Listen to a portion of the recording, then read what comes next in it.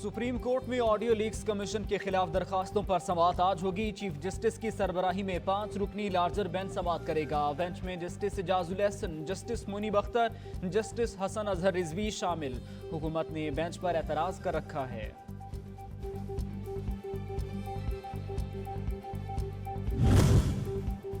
वज़ीर आज़म की ज़ेर सदारत कौमी इक़्तिसादी काउंसिल का अहम इजलास आज होगा। 4 सूबाई वज़राए आला शरीक होंगे। नए माली साल के तरक्याती मंसूबों का जायजा लिया जाएगा।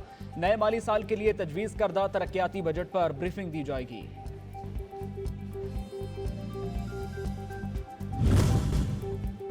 और अफवाज पाकिस्तान से इजहार यकजहती, मुख्तलिफ स्कूल्स के तलबा का जिन्ना हाउस का दौरा। अफसोसनाक वाक़यात पर अफसोस का इजहार किया। जिम्मेदारान को कानून के मुताबिक इबरतनाक सजा देने का मुतालबा कर दिया।